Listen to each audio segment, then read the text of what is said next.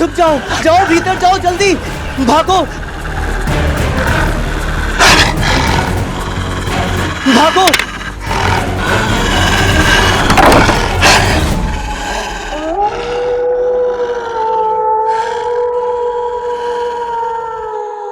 हमारा अगला कदम विजयनगर सम्राट श्री कृष्णदेव राय के महल पर अपने भेड़ियों के साथ सीधा हमला होगा। जनाब, जनाब, लड़कियां भाग गई जनाब। क्या? और भेड़िए, भेड़िए भी लापता हैं। जाओ उन दोनों लड़कियों को ढूंढो और भेड़ियों को वरना एक एक की लाशें बिछा दूंगा यहाँ पे। जाओ।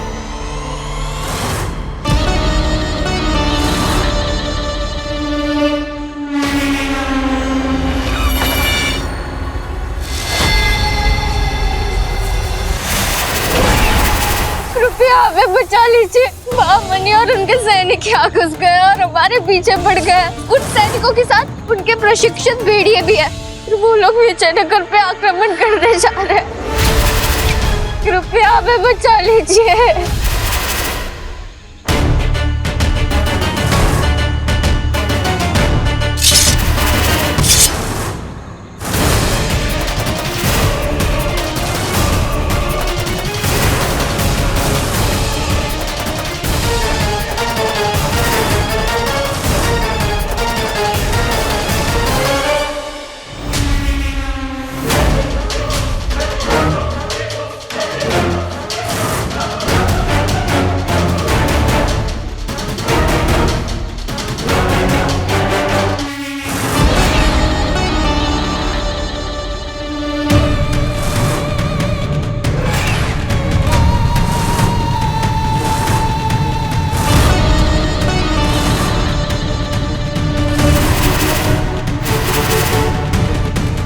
शुक्रिया दोस्त, हमेशा की तरह सही वक्त पे सही जगह। अगर आज तुम ना होते तो ना जाने हमारे मंसूबों का क्या होता।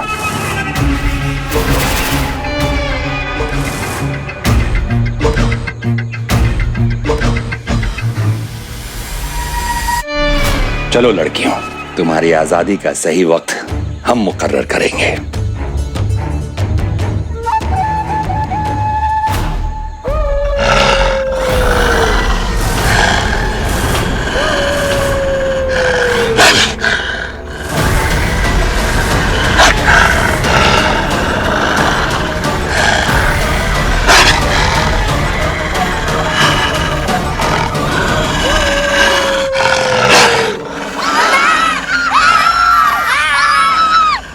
ये भेड़िए यहाँ कैसे आ गए?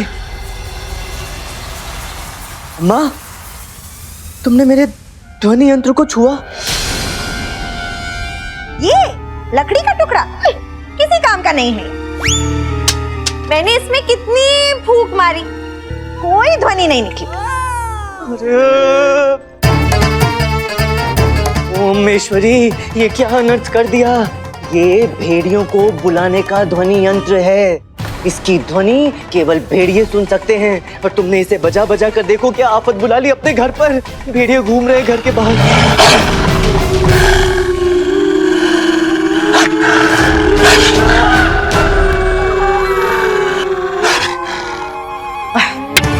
बहुत हुआ, चल जा, जाके भेड़ियों से निपट जा। मैं? तू नहीं तो और कौन? घर का पुरुष कौन है? कौन है? मैं हूँ। और एक पुरुष का कर्तव्य क्या होता है? अपने परिवार की सुरक्षा करना।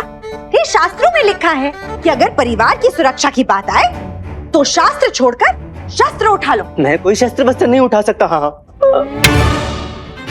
तू कर सकता है रामा, मैंने तेरा साहस देखा है। अब सुन, मैं तुझे बताती हूँ क्या करना है।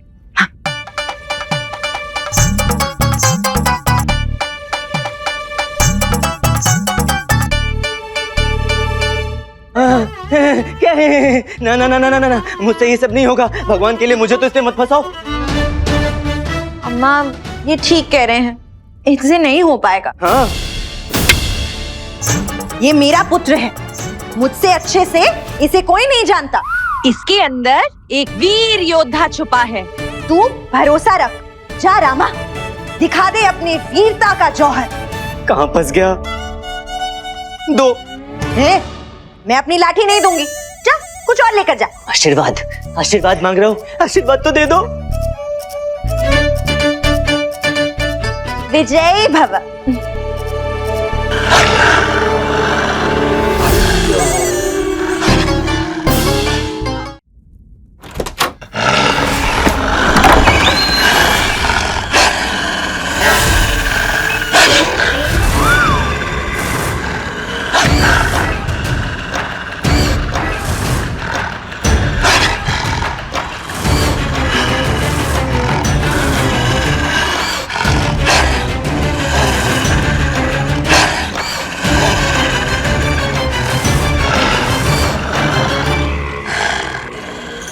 शारदा, भीतर से द्वार बंद कर लो।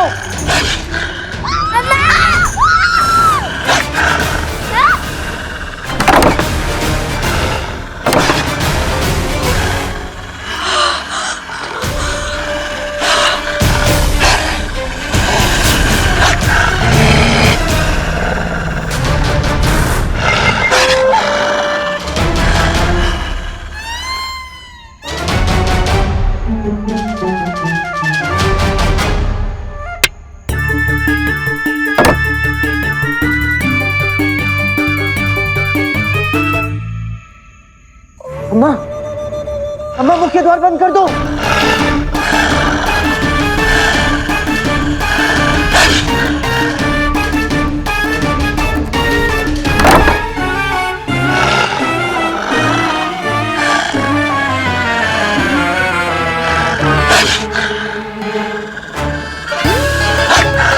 अम्मा, मैं भी खिड़की से बाहर आ रहा हूँ। युक्ति काम कर रही है। मैं आ रहा हूँ। मैं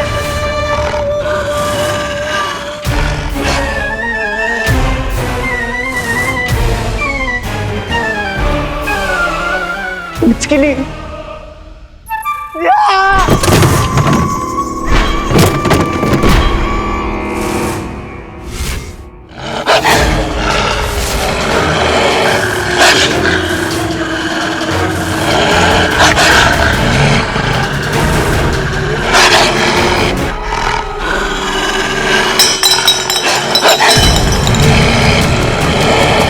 शारदा, द्वार खोलो।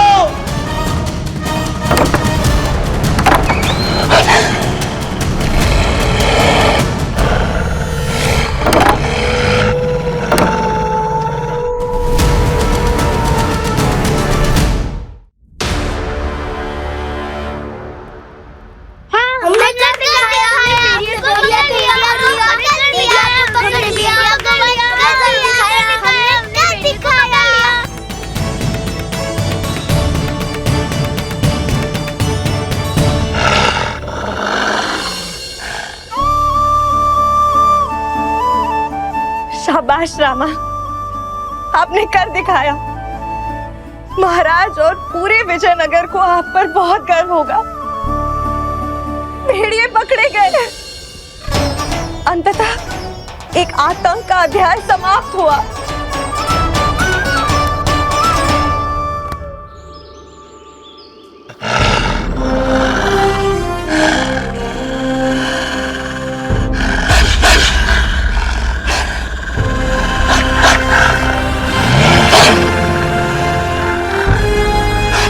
हम आपकी वीरता अपनी आंखों से देखना चाहते थे पंडित रामकृष्ण। अंततः आप हमारे सहायता के बिना इन भेड़ियों को पकड़ने में सफल रहे।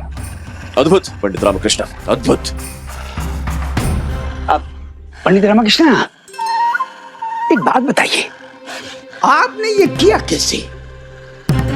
इसका उत्तर कुछ यूं है गुरुवर।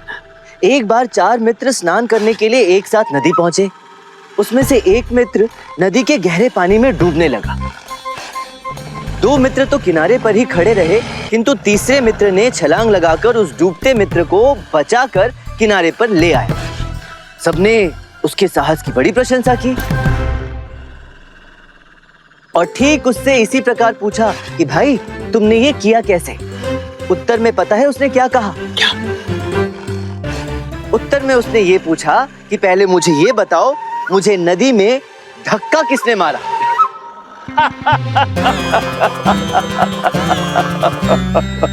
मैं कितना डरपोक हूँ ये तो सभी जानते हैं महाराज। मेरे लिए तो मरता क्या ना करता वाली परिस्थिति थी। यदि मैं इन्हें नहीं पकड़ता तो ये मुझे खा जाते। किंतु जो भी हो, इन भेड़ियों को तो पकड़ा आप ही ने पंडित रामकृष्ण। वैसे अब आगे क्या? ये हमारे विचार से आगे तो भेड़ियों का खात्मा और क्या। नहीं गुरुवर, ये भेड़िए वही कर रहे हैं जो इनसे करवाया जा रहा है। इस प्रकरण के लिए इनके प्राण लेना न्याय संगत नहीं। इन्हें भी जीने का उतना ही अधिकार है जितना हमें।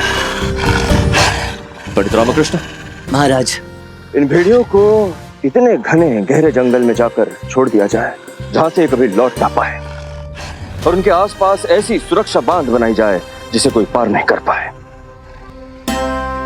वैसे देखा जाए तो मनुष्य इन भेड़ियों से अधिक घातक है, जो इन्हें घातक बनने पर विवश कर देता है। सुनिश्चित किया जाए कि यहाँ से उस बांध को पार करके कोई मनुष्य उनके क्षेत्र में न जा पाए। धन्य है हम सब, सौभाग्यशाली है विजयनगर साम्राज्य, जिन्हें आप जैसे दयालु और न्याय प्रेमी शासक मिले।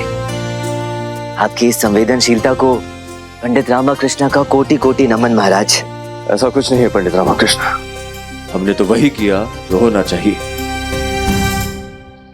वो सब छोड़िए और हमें ये बताइए कि विजयनगर इन भेड़ियों से तो सुरक्षित हो गया, किंतु हम अब भी नहीं जान पाए कि इस पूरे षड्यंत्र के पीछे है कौन।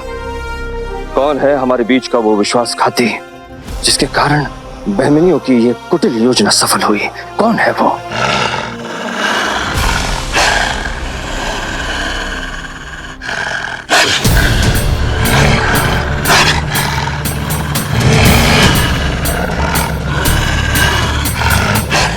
क्या हुआ पंडित रामकृष्ण?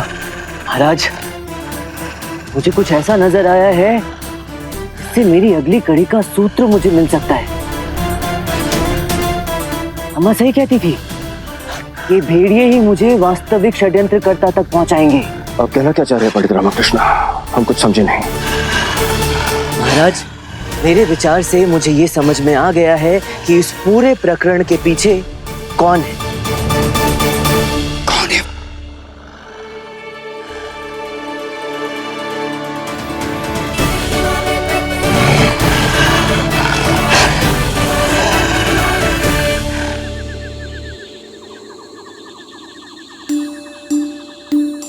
बच्चे पद्मा को लेकर बहुत परेशान हैं। प्रातः काल से लेकर अभी तक कुछ नहीं खाया है। पद्मा का ठीक तो होंगे ना लक्ष्मू? हाँ, किंतु जब तक वो वापस नहीं आ जाते तब तक हम भोजन नहीं करेंगे। इतने बड़े प्रख्यात चतुर पंडित बनते हैं, लगाइए अपनी बुद्धि और निकालिए हल इन्हें कुछ खिलाने का। हमसे बच्चों की ये दशा देखी नहीं जा रही है। एक बुरी खबर है हुजूर, पंडित रामा ने भेड़ियों को पकड़ लिया है। रामा रामा रामा, नासूर बन गया ये नाम हमारे लिए। हमारी हर चाल और हर साजिश को नाकामयाब कर देता है ये चालाक रामा। ये तो केवल आरंभ है, देखते जाओ। रामा यहाँ भी पहुँचेगा और तुम सबको बंदी बनाकर विजयनगर के कारागृह की हवा भी खिलाएगा। तेरी इतनी जुर्रत! कलावत खान से जबान तराशी करती है। आज तो खाने में हमारे पसंदीदा व्यंजन बने हैं। मेरे तो मुंह में पानी आ गया। हाँ, परोसो। हाँ, हम सब खाएंगे अभी। चलो खाओ, शुरू हो जाओ। खाओ, ये तो तुम्हारा पसंदीदा व्यंजन है ना। किंतु पद्मा,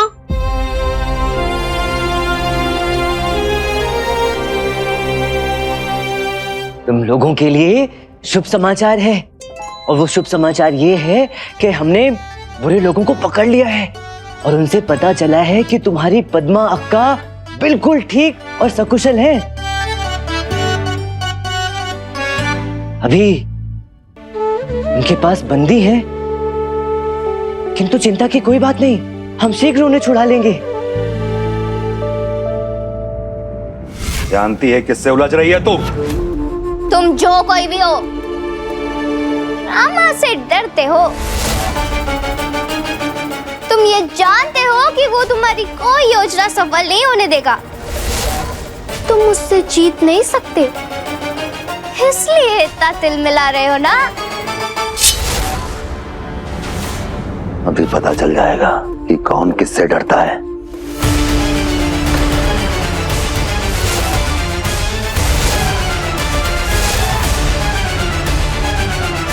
वो क्या है ना, जिस स्थान पर पद्मा अक्का को बंदी बनाया गया है वो स्थान यहाँ से बहुत दूर है। वो बहमनी राज्य की सीमा के पास। महाराज ने एक विशेष सैनिक दस्ता भेजा है बुरे लोगों को पकड़ने के लिए और पद्मा अक्का को सुरक्षित वापस लाने के लिए। देखना कल पद्मा अक्का हमारे साथ होंगी। पक्का? पक्का। एकदम पक्के वाला पक्का। चलो खाओ खाओ खाओ, कल पद्मा अक्का हमारे साथ बैठकर भोजन करेंगी। खाओ।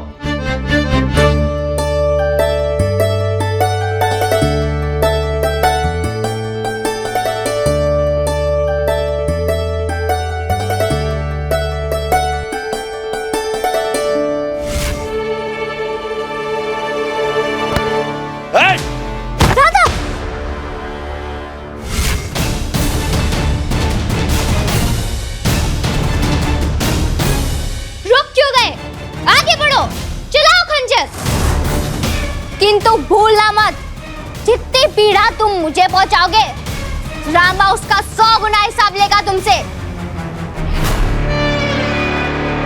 बहुत जल्द रामा को उसकी औकात दिखाऊंगा लड़की, और मैं चाहता हूं कि जब ऐसा हो तो उसे अपनी आंखों से देखे।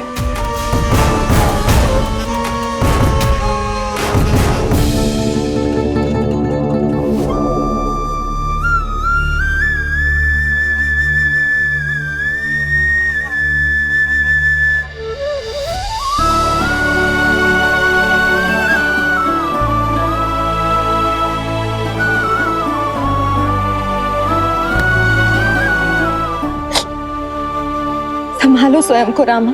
आप ही तो कहते हैं ना कि विपत्ति में सबसे बड़ी शक्ति साहस होता है।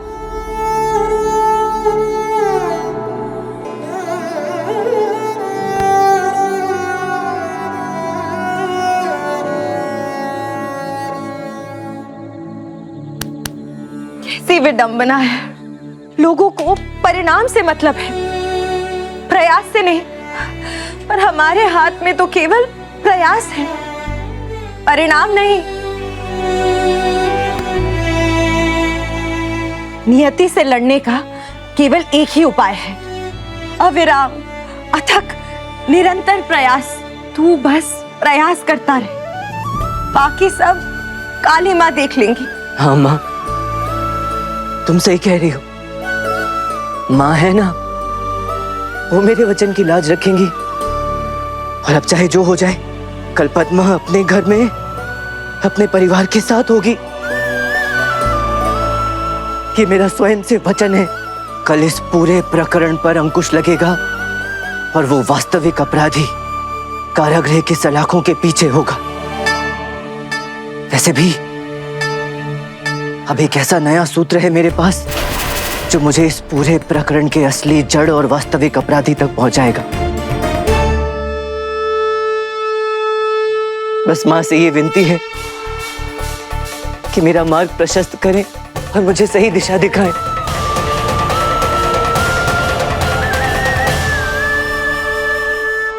आज यहाँ इस दरबार में सारी गुत्थियां सुलझेंगी, शंका और संदेह के सभी बादल भी छटेंगे। किंतु उसके लिए मुझे मेरे मूल विचार पर वापस लौटना होगा महाराज।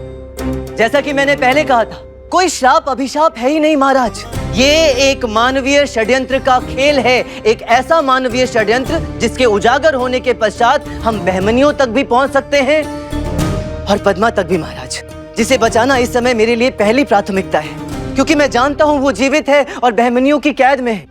किंतु ये तभी संभव है जब हमारे बीच उपस्थित वो विश्वासघाती पकड़ा जाए जो हमारे बीच रहकर ही बहमनियों के लिए कार्य कर रहा है।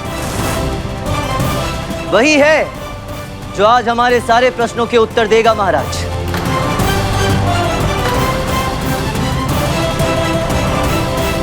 ये क्या तमाशा है पंडित रामाकृष्ण? पता चल तो गया है कि भेड़िए और बहमनी एक योजना के दो पात्र हैं। सब बहमनी का किया धरा है, तो फिर अब ये विश्वासघाती कहां से आया? गुरुवर सही कह रहे हैं पंडित रामकृष्ण। खिलाड़ी से आए हमारे गणमान्य लोगों पर संदेह करके हम पहले ही उनका काफी अनादर कर चुके हैं। कब से वो यहाँ इस महल में गृहबंदी है। अब ये सब दोहरा के हम उन्हें और लज्जित नहीं कर सकते। संभवतः इस बार इसकी आवश्यकता नहीं पड़ेगी महाराज, क्योंकि हमने असली विश्वासघाती को ढूंढ लिया है। कृपया उन्हें ले आइए।